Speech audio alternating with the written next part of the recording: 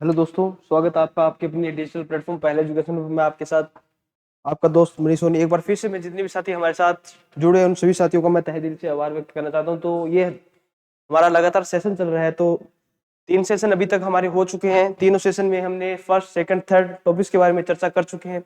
तो आज चौथे टॉपिक के बारे में चर्चा कर चुके हैं। आज है जो हमारा पांचवा topic, BSc agriculture first year first semester के जो अभी एग्जाम चलने वाले हैं, उनके मिड टर्म होने वाले हैं। तो उन विषयों में हम चर्चा करेंगे। तब उससे पहले हम जो आज आपका फिफ्थ टॉपिक है उस टॉपिक पर चर्चा करेंगे। एक बार जितने भी साथी इस स्ट्रीम से जुड़े हैं वो साथी इस वीडियो को उन सभी जरूरतमंद विद्यार्थियों तक पहुंचा दे जो भी बीएससी फर्स्ट ईयर कर रहे हैं।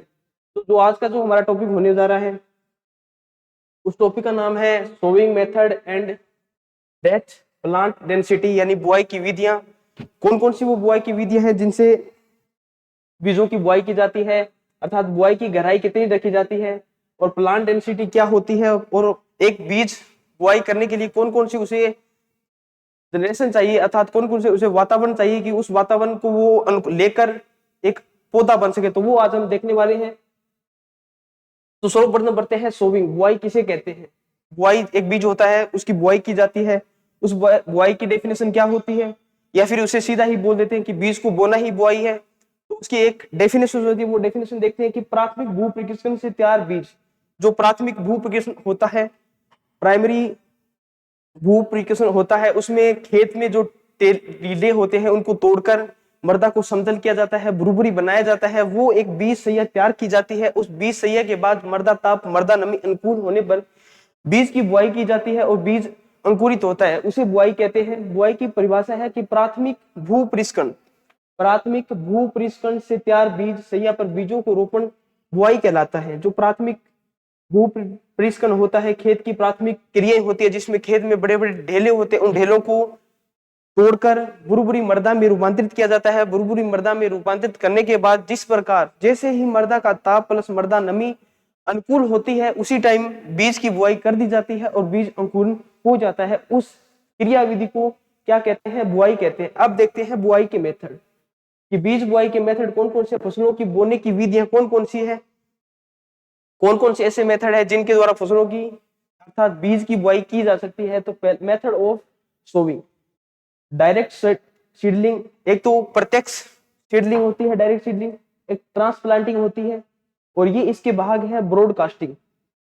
जो ट्रांसप्लांटिंग होते हैं उसका भाग है ब्रॉडकास्टिंग, ब्रॉडकास्टिंग और लाइन सोविंग, और drilling doubling sowing by country plough. तो सर्वप्रथम हम देखते हैं डायरेक्ट सीडलिंग, प्रत्यक्ष बुआई देखते हैं, जिसमें प्रत्यक्ष बुआई में पहला है ब्रॉडकास्टिंग छिड़कवा विधि। छिड़कवा विधि एक साधारण सी विधि है, इसमें कोई वैज्ञानिक ढंग या वैज्ञानिक पैमाने से बीजों की बुआई नहीं की जाती। ये एक मान सकते हैं मनोवैज्ञानिक ढंग से अर्थात सिस्टमेटिक ढंग से नहीं है। इसमें देखते हैं कि यह विधि बुआई के लिए पुराने समय से चली आ रही है, लगातार पुराने समय से ब्रॉडकास्टिंग का सिस्टम लगातार चला आ रहा है।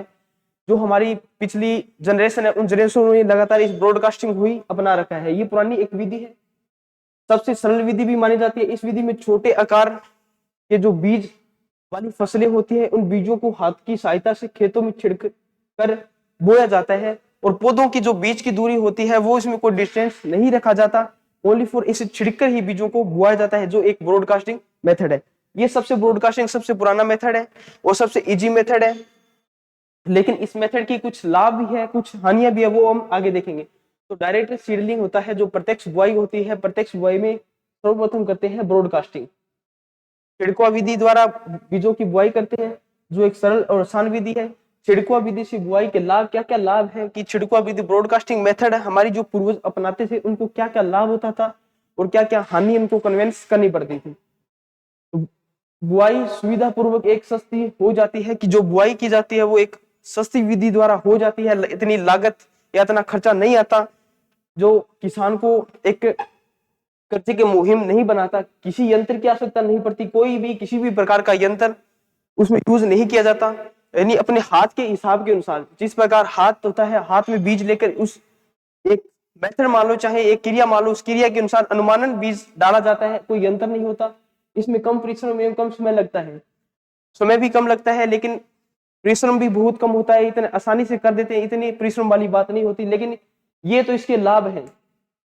ये कुछ एक इसके लाभ है कि इसमें सस्ती बुआई हो जाती है, किसी यंत्र की आवश्यकता नहीं पड़ती और लागत भी कम आती है, समय भी कम लगता है। लेकिन कुछ अवगुण भी है, कुछ गुण है तो कुछ अवगुण भी आपको मिलेंगे देखने के लिए। छिड़काव विधि से बुआई की हानियां, इससे क्या क्या हानियां होती है? बीज की मांग भी बढ़ती है, बीज बोने की गहराई और बीज की आपस की समान दूरी रखने पर नियंत्रण नहीं होता। एक तो बीज की मात्रा सबसे बड़ा है। मान लो अगर हमें 1 हेक्टेयर में 4 या 5 किलो बीज डालना है तो उसकी बजाय 1 हेक्टेयर में 10 या 12 किलो बीज अनुमानित डाला जाएगा अपने हाथ से। तो बीज की कोई निश्चित मात्रा नहीं होती और उनके डिस्टेंस भी नहीं होता।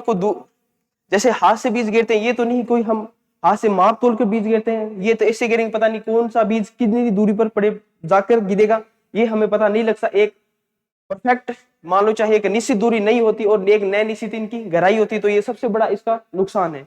जो बीज अधिक गहराई तक पहुंच जाते हैं उनके सड़ने का डर रहता है। मान लो अगर हाथ से बीज को तेज गति से फेंक दिया जाए तो बीज अगर हमारा अधिक गहराई में चला गया तो वो बीज अगर उसे बीज को उचित मर्दा नमी नहीं मिलेगी तो वो बीज अंकुरित नहीं होगा और वो मर्दा ताप के कारण बीज नीचे सड़कर गलकर नष्ट हो जाएगा। तो ये इसकी हानियां है। इससे अधिक बीज की मात्रा भी लगती है।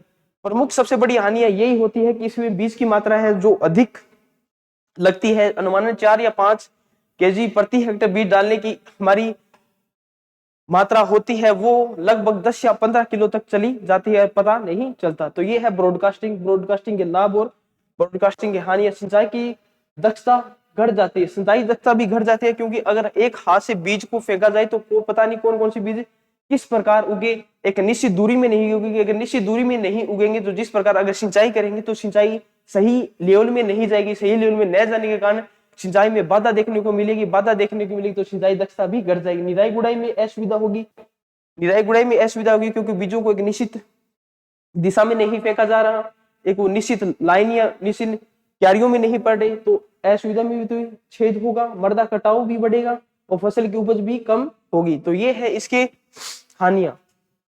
अब देखते हैं ब्रॉडकास्टिंग के बारे में। पहले हमने डायरेक्ट सोविंग देखी, डायरेक्ट सोविंग, ब्रॉडकास्टिंग देखी। ब्रॉडकास्टिंग अब 2 नंबर देखते हैं, लाइन सोविंग। कौन सी? लाइन सोविंग, पंक्तियों में बुआई करना। इस विधि द्वारा बीजों को एक पंक्ति में बोया जाता है, तो वो है पहले ड्रिलिंग एक मशीन होती है, उस मशीन के द्वारा हमारे फील्ड में चलाया जाता है, तो वो पंक्तियों के तरफ चलती है और पंक्तियों में बुआई होती है। ड्रिलिंग इस विधि बीजों को seed cum fertiliser seed drill द्वारा एक लाइन में छोटे छोटे छिद्रों में डालने की प्रक्रिया है। यानी बीजों को सीड जो ड्रिल होती है, ड्रिल मशीन होती है, उसमें छोटे छोटे छेद बने होते हैं, उन छेदों में से गुजरकर बीज पंक्तियों में पड़ते हैं और बुआई होती है। ड्रिलिंग के लाभ क्या क्या? ड्रिलिंग के लाभ होते हैं, कम बीज की आवश्यकता होती है क्योंकि उनमें छेद छोटे होते हैं, तो एक निश्चित मात्रा में ही बीज गिरता है, न कि लगातार एक छेद में से लगातार बीज निकलता रहता है। नहीं, एक छेद में से एक बार एक ही बीज निकल सकता है, तो बीज की भी मात्रा काफी हद तक कम लगती है। प्रति इकाई क्षेत्र में अधिक अंकुरण होता है क्योंकि बीज एक निश्चित मात्रा में गिरे हुए हैं, तो अंकुरण भी बहुत कम अधिक होगा क्योंकि बीजों के बीच में प्रतिस्पर्धा नहीं होगी। एक निश्चित दूरी पर वो बीज गिरे हैं, सीड ड्रिल के द्वारा निश्चित दूरी पर गिरने के कारण बीजों के आपसी प्रतिस्पर्धा नहीं देखने को मिलेगी और बीज भी अंकुरण अधिक होगा। ड्रिलिंग के दौरान अनाज, उर्वरक और सुधारक भी गिर सकते हैं, यानी अनाज भी गिर सकते हैं, अनाजों के साथ साथ उर्वरक दे सकते हैं, उर्वरक के साथ साथ मृदा सुधारक भी उनके साथ बुआई ड्रिलिंग मशीन के द्वारा बुआई कर सकते हैं। तो ड्रिलिंग के नुकसान, लाभ भी है तो उसके नुकसान भी देखने को मिलेंगे। खर्चा अधिक लगता है क्योंकि जो मशीन आती है वो लाखों में आती है। एक आम किसान के लिए वो मशीन परचेज करना इतना आसान नहीं है। तो सबसे बड़ा गुण है कि खर्चा अधिक आता है। अधिक कौशल वाले व्यक्ति की जरूरत होती है कि जो व्यक्ति उस सीड ड्रिल मशीन को चलाता है तो उससे पहले जिसकी उसमें फड़े लगे होते हैं, उसके नीचे जो पातियां लगी होती हैं, उन पातियों का एक निश्चित आकार रखा जाता है। निश्चित आकार वही व्यक्ति रख सकेगा जो अधिक कौशल वाला व्यक्ति हो, क्योंकि उससे पहले उसका एक्सपेरिमेंट होता है। उस एक्सपेरिमेंट में जो कैंप्स लगते हैं उन कैंप में जाना पड़ता है किसान को। इस ड्रिल्स के बारे में उनको देखने को मिलता है कि किस प्रकार ड्रिल्स के द्वारा बुआई की जाती है और इन बुआई मशीनों में इनकी निश्चित दूरी कितनी रखी जाती है जब फसल अधिक होगी। तो ये इसके कुछ निशान है। अब देखते हैं डिबलिंग। पहली ड्रिल होगी डिबलिंग विधि। इस विधि में बीज को खुरपे की सहायता से मिट्टी में लाइनों में दबाए जाते हैं। खुरपे की सहायता से, जैसे खुरपे की सहायता से इन बीजों को मिट्टी में दबाया जाता है। डिबलिंग के लाभ, कम बीज लगते हैं, आवश्यकता अनुसार ही बीज की बुआई होती है, न कि हमने बीज डाल दी तो लगातार बो देंगे। हमारी अनुसार ही बीजों की बुआई होती है। तेज एवं अधिक बीजों का अंकुरण, बीजों का अंकुरण तेज होता है और ज्यादा होता है। अब इसके गुण है, ड्रिवलिंग के नुकसान, क्या क्या नुकसान है? अधिक समय लगता है, अधिक परिश्रम में धन की जरूरत होती है, अधिक परिश्रम लगता है क्योंकि जो हमारे द्वारा बीज बोए जाते हैं तो परिश्रम भी अधिक लगेगा और अधिक धन की जरूरत पड़ेगी। सोविंग बिहाइंड फ्लो, हल के पीछे बुआई, जो हल होता है उसके द्वारा पीछे बीज डालकर जो बुआई की जाती है वो है फ्लो। फ्लो होता है हल, सोविंग ऑफ बिहाइंड हल।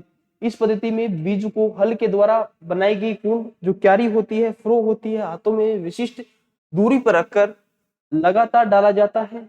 बुआई की गहराई हल की गहराई पर निर्भर करती है। ये बात बहुत ही कि जो बीज की बुआई है, जो हल पर दाब रखा जाता है वो एक दाब निश्चित रखा जाता है, न कि कहीं ज्यादा कहीं कम, ऐसा नहीं रखा जाता।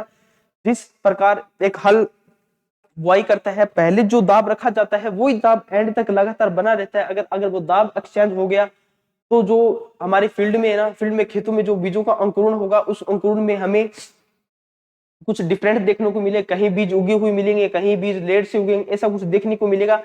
ऐसा कुछ समाप्त करने के लिए उस जो हल का दाब है, हल की गहराई है, वो पूरे फील्ड में एक निश्चित दाब रखा जाता है। अब है ट्रांसप्लांटिंग।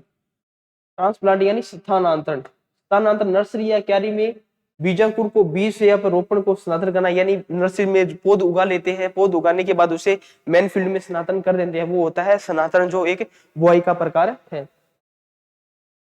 और बीज की गहराई, डेप्थ ऑफ सोविंग, बीज की गहराई, बीज के उचित अंकुरण के लिए बीजों को उचित गहराई पर होना अत्यंत आवश्यक है। यानी बीज की गहराई, जो बीज के अंकुरण करते समय अंकुरण होने से पूर्व उसकी बीज की गहराई उसके लिए बहुत ही मायने रखती है, बहुत ही इंपॉर्टेंट होती है। अगर मान लो बीज अधिक गहराई पर होगा तो वो बीज मृदा का अनुकूल वातावरण कन्वेंस नहीं कर सकेगा। अगर मृदा का अनुकूल वातावरण मान लो, मृदा नमी मान लो, मृदा ताप जब तक उसे नहीं मिलेगा तो बीज अंकुरण नहीं होगा। तो एक निश्चित गहराई में बीज को डाला जाता है। जैसे ही बीज की बुआई करते हैं तो सर्वप्रथम यही सोचा जाता है कि बीज की गहराई क्या रखनी होगी जिससे हमारा बीज आसानी से अंकुरण हो सके, तेजी से अंकुरण हो सके। तो मुख्य रूप से बीज बोने की गहराई निम्न कारकों पर प्रभावित होती है। कौन कौन से कारक है जिनसे बीज की गहराई है वो इफेक्टेड होती है?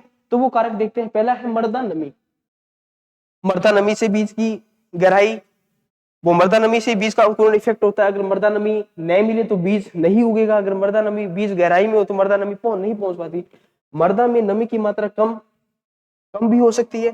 मौसम शुष्क होने पर बीजों की बुआई अपेक्षाकृत कुछ गहराई पर करनी गलती है। यानी मान लो मृदा में नमी कम है और मौसम भी शुष्क है, उस समय अगर बीजों की बुआई हम गहराई में करेंगे तो वो अपेक्षाकृत कुछ गलत है, क्योंकि उस समय बीज को नमी कहां से मिलेगी? तो उस समय बीजों को ऊपरी शिरे पर, भूमि की ऊपरी परत पर बोना चाहिए, जिससे कि बीजों को उस गहराई से उचित नमी मिल सके। ऐसी दशा में ऊपरी सतह में नमी का अभाव होता है और शुष्क मौसम के कारण इसी ऊपरी सतह से शीघ्र ही नमी का ह्रास हो जाता है। यदि बीजों का अंकुरण हो भी जाए तो बीजांकुरण नमी के अभाव में शीघ्र नष्ट हो जाते हैं।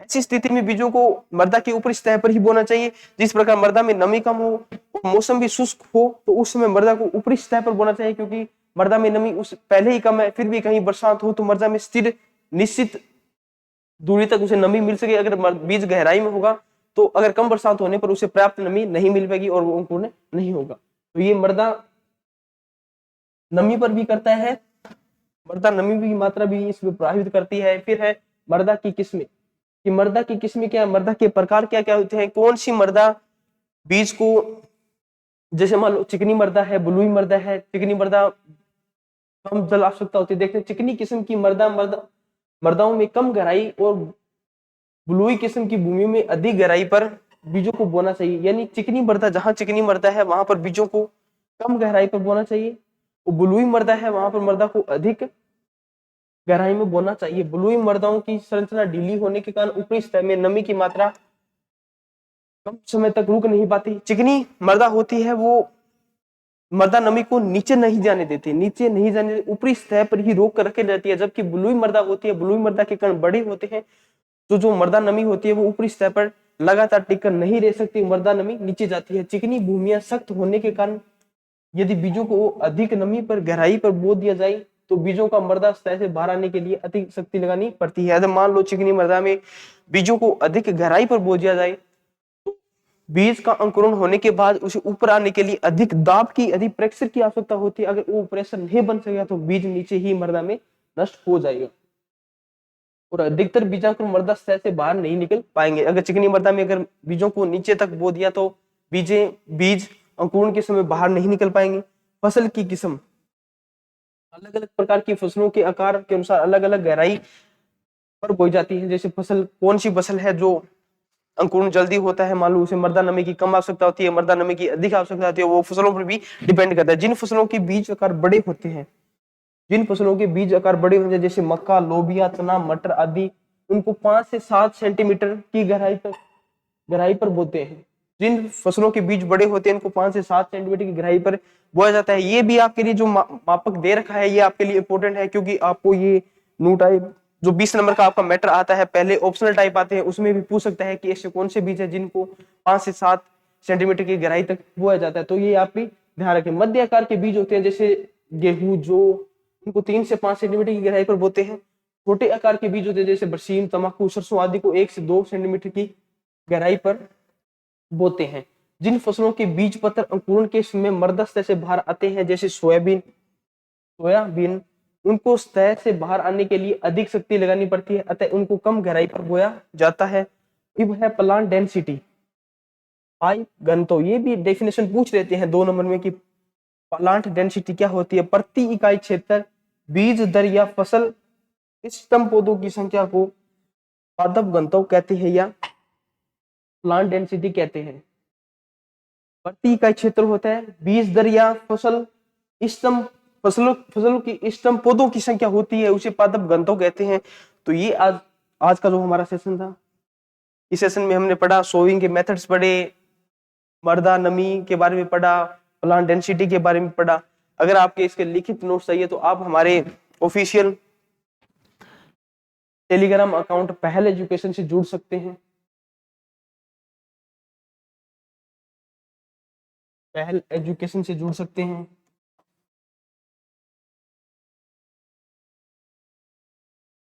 पहल एजुकेशन से जुड़ सकते हैं। और फिर भी अगर आपको किसी भी प्रकार के नोट्स चाहिए, लिखित नोट्स चाहिए, BSc agriculture first year, second year, third year, fourth, third year तक के जितने भी नोट्स आपको चाहिए तो आप हमें पर्सनली मैसेज कर दें। जो इस वीडियो के बायो में हमें आपको मोबाइल नंबर दिए हुए हैं। फिर भी आपको कोई समस्या हो तो कमेंट के माध्यम से जरूर बताएं। तब तक जय जवान, जय किसान, जय जय कृषि विज्ञान।